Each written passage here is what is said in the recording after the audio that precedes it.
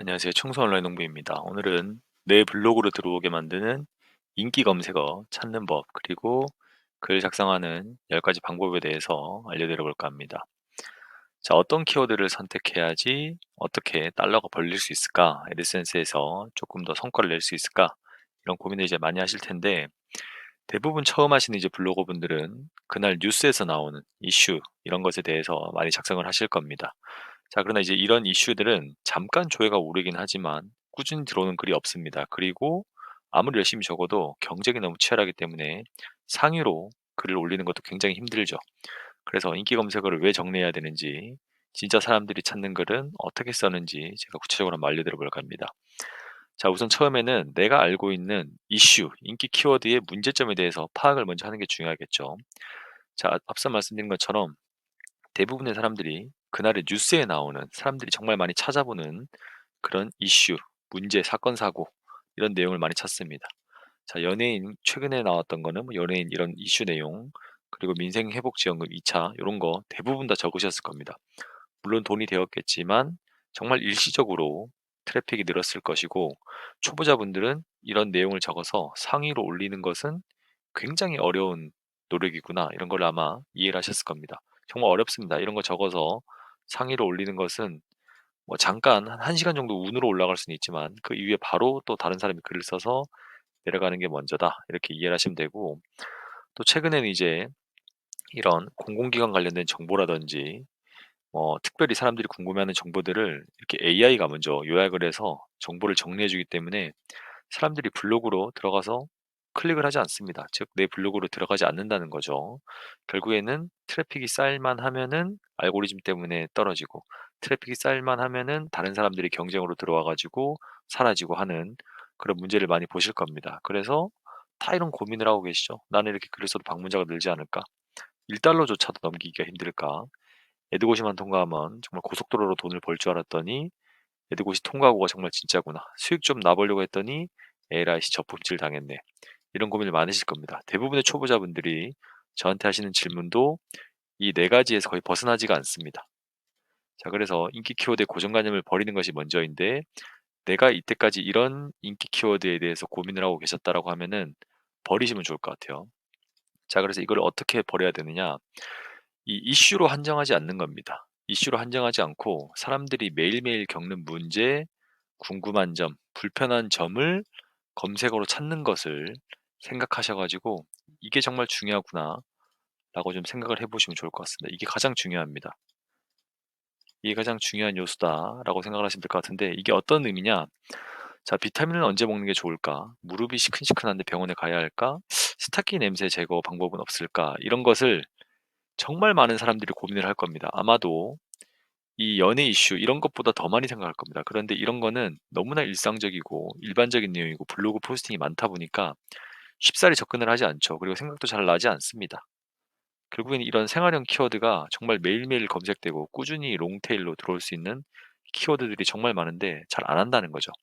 자, 그래서 초보자분들이 자리를 잡고 꾸준히 수익을 내시려면은 이런 문제점, 이런 궁금한 점, 이런 불편한 점, 이런 일상의 내용을 관리하고 정리하고 직접 해 보는 게 정말 중요합니다. 자, 이것을 예시로 들어보면은, 자, 이런 식으로 작성을 하시면 되는데, 첫 번째 카카오 비즈니스 키워드 플래너로 들어갑니다. 이것은 이 티스토리를 기준으로 하기 때문에 키워드 플래너에서 하시는 게 가장 정확합니다. 그리고 키워드를 검색을 해 봅니다. 자, 이런 키워드 뭐 비타민, 무릎이 아픈데 스타킹 냄새, 이런 거를 검색을 해 보는 거죠. 그리고 검색을 해서 나왔을 때 너무나 많은 정보가 나올 거기 때문에 제가 이전 영상에 올려드린 이 키워드 리스트 정리 툴을 사용해서 정리하고 엑셀로 관리를 해 줍니다. 그리고 엄청나게 많이 나온 키워드 중에서 키워드 플러스 문제 혹은 궁금증, 불편한 내용을 해소할 수 있는 그런 키워드가 적혀 조합되어 있는 키워드들을 별도로 정리합니다. 그리고 자동 완성형 키워드 그대로 제목을 작성하시고 AI로 글 이미지를 작성하시고 포스팅합니다. 그리고 1번에서 6번까지를 반복하시면 되는데, 자, 이것에 대한 내용을 제가 실제로 한번 보여드릴게요. 자, 키워드 플래너 들어와서 예로 비타민이라고 검색을 한번 해봤습니다. 자, 비타민을 검색을 해보니까 이 한 달 이내에 다음에서 비타민으로 검색을 한 사람들이 연관된 키워드가 이렇게 많습니다. 그래서 이렇게 보시면서 비타민 C에 대해서는 모바일에서 11,000, PC에서 3,400으로 막 15,000 정도의 조회가 월간 나오고 있다. 이렇게 볼 수 있는데 자, 비타민 C는 굉장히 많은 키워드 조회가 나오는 키워드인 것 같지만 좋지 않습니다. 자, 왜냐? 일상에서 사람들이 가지고 있는 문제, 뭐 궁금한 점, 문제를 해결해야 되는 부분에 대해서 관련된 조합이 되어 있는 그 키워드를 적어야 된다고 했는데 없죠. 비타민 C? 뭐 이거는 없습니다. 비타민 C 다음에 검색하면은 이거에 대한 정의가 뜰 거예요, 그냥. 광고가 많이 뜨고 정의가 뜨죠. 예, 이런 거는 사람들이 잘 안 눌러봅니다. 자, 그럼 어떻게 눌러봐야 되냐?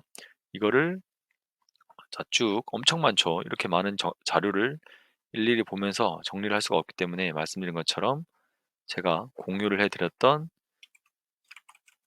이 제미나이로 만들었던 키워드 플래너 이 정리하는 툴에 들어가서 데이터 정리하기를 눌러서 결과를 복사한 다음에 자, 엑셀로 가져가서 붙여 넣으면은 이 총 합계 모바일 조회수와 PC 조회수를 총 합계한 이 순서대로 나오게 되는데 자, 보시면은 오메가3도 좋은 키워드지만 오메가3 효능이 저는 적게 더 좋은 키워드다라고 생각이 들고 쭉 보다 보면은 비타민 D 부족 증상 자, 보시면 비타민 D 키워드에 어떤 문제를 해결하고 싶은 사람들이 이런 거를 많이 찾는다는 거죠.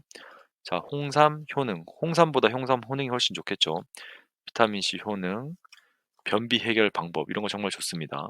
그리고 비타민 C 하루 권장량 면역력을 높이는 영양제 비타민 D 하루 권장량 자, 이렇게 보시면은 비타민 B 부족 증상, 뭐 비타민 D 하루 권장량이라고 봤을 때 비타민 A 부족 증상, 비타민 C 부족 증상, 비타민 A 하루 권장량, 비타민 A, 뭐 비타민 B 하루 권장량 다 나올 수 있겠죠. 이렇게 연결해서 생각할 수 있는 것도 굉장히 중요합니다. 자, 이 중에서 이 순서대로 적어야 되니까 오메가3 효능에 대해서 나는 글을 작성할 것이다 라고 하시면은 다음에 오셔서 오메가3 효능에 대해서 이 자동 완성형되는 키워드가 있습니다. 맞죠? 여기에 나오는 거는 전부 자동 완성 키워드가 있다는 겁니다. 왔을 때 오메가3 띄우고 효능이기 때문에 이 그대로 적어줘야 된다라고 생각을 하시면 되고 포스팅을 해주시면 됩니다. 자, 효능이 이렇게 검색을 해봤을 때 위에 파워링크 광고가 뜨고 스페셜 링크 광고가 뜨고 바로 이제 블로그 카페 뭐 이런 내용들이 뜨는데 2시간 전에 적으신 분이 계시죠. 이분도 똑같이 적었습니다. 자, 이분 같은 경우는 띄어쓰기를 하지 않았네요. 자, 이분은 또 다르게 했습니다. 오메가 3고 3 띄우고 효능 이렇게 했네요. 제가 추천드리는 거는 이렇게 자동 완성형 그대로 적는 거를 가장 추천을 드립니다.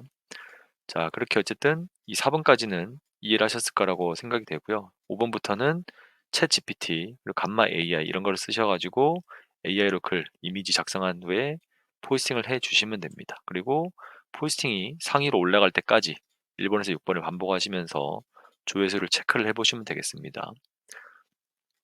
자, 이것에 대해서 이제 내용을 이해하셨으면은 더 디테일한 글쓰기 팁을 제가 여러분들한테 알려드릴 텐데 글자 수는 몇 개로 해야 되는지 이미지는 몇 개 정도를 해야 되는지 중간에 광고는 몇 개 정도를 넣어야 되는지 뭐 이런 것에 대해서 한번 제가 적고 있는 것을 간략하게 설명을 한번 드려보도록 하겠습니다.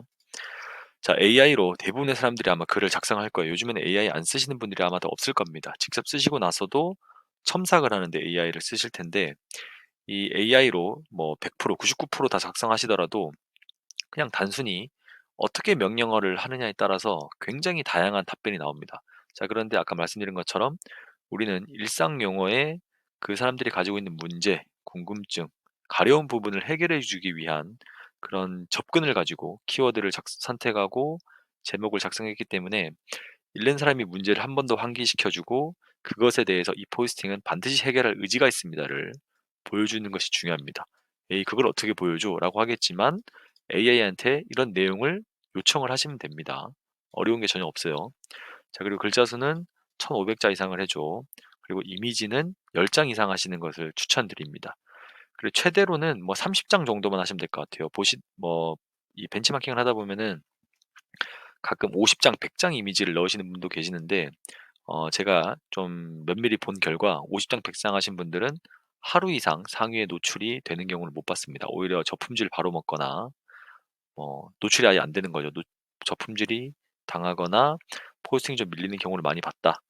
뭐 아마 보시라고 좀 인식을 했는지 이미지를 많이 넣는 것은 좋지만 또 너무 많이 넣는 것은 좀 지양한다. 그래서 10장 이상을 하시면 좋고 최대 30장 정도만 하시면 좋겠다. 자, 그리고 좀 많이 물어보시는 것 중에 하나가 광고 배치는 어떻게 해야 되냐 물어보시는데, 자, 이제는 인아티클, 뭐 인아티클 아니죠. 그 앵커 광고도 안 되고, 예, 전면 광고도 안 됩니다. 그래서 할 수 있는 광고가 별로 없어요. 그래서 굉장히 사실 단순해졌습니다. 저 같은 경우에는 디스플레이 광고를 넣고 마지막에 멀티플렉스 광고를 넣습니다. 자, 디스플레이 광고를 들어가 보면은 반응형과 고정형으로 선택을 할 수 있는데, 저는 번갈아서 넣어주고 있습니다. 그러니까 정확히는 디스플레이 광고가 2종이 되겠고, 멀티플렉스는 1종, 그 총 3가지 광고를 넣고 있다, 이렇게 보시면 될 것 같습니다. 그리고 제목은 반드시 자동 완성형 키워드 그대로 사용한다. 자동 완성형 키워드 이 그대로 사용한다. 오메가 띄우고 3 띄우고 효능 띄우고 먹는 띄우고 이렇게 그대로 사용하셔야 된다, 라는 게 핵심이고, 자, 상위 노출된 블로그 위치와 최근 글 발행일을 미리 확인한다.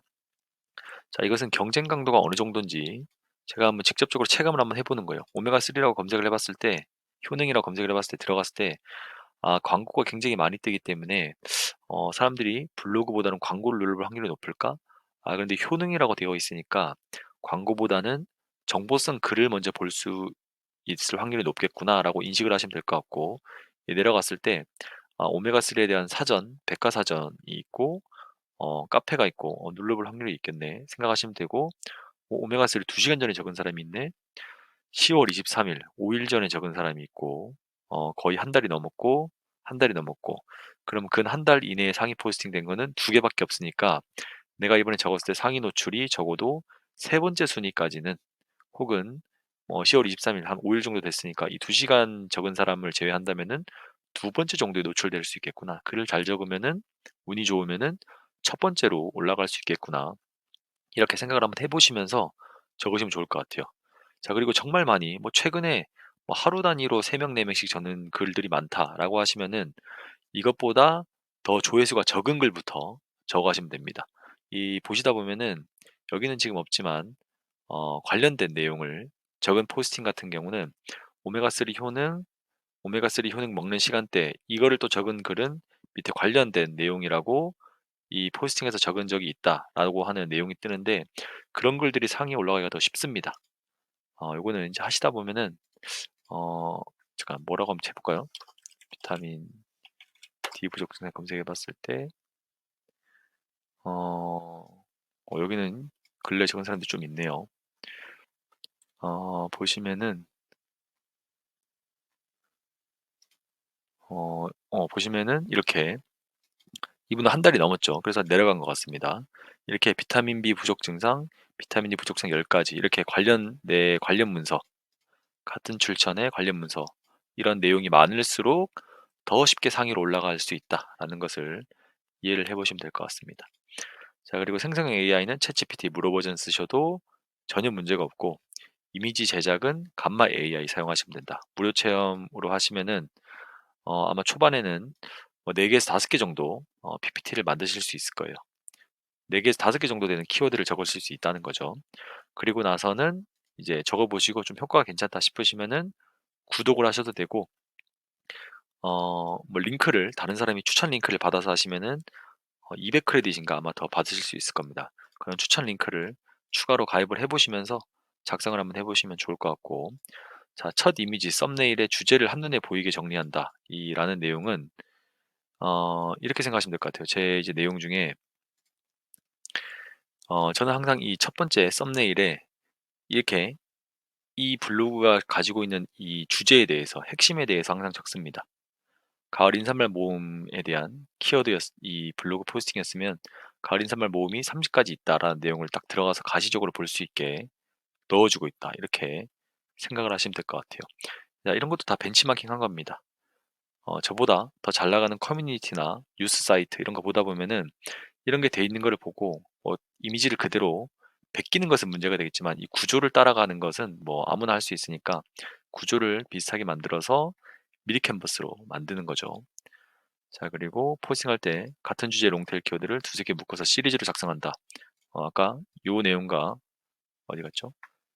요 내용과 비슷하다라고 생각하시면 될 것 같아요. 시리즈로 묶어서 계속 작성하시면 됩니다. 비타민 D 부족 증상, 비타민 D 먹어야 되는 시간, 비타민 D를 뭐 과다 복용하면 어떻게 되는지 뭐 관련된 이 내용들이 굉장히 많을 테니까 이런 걸 시리즈로 쭈루룩 작성하시면은 예 원하시는 그 키워드가 좀 많은 그런 키워드에서 상위로 올리기가 쉽다 이렇게 생각하시면 되겠습니다.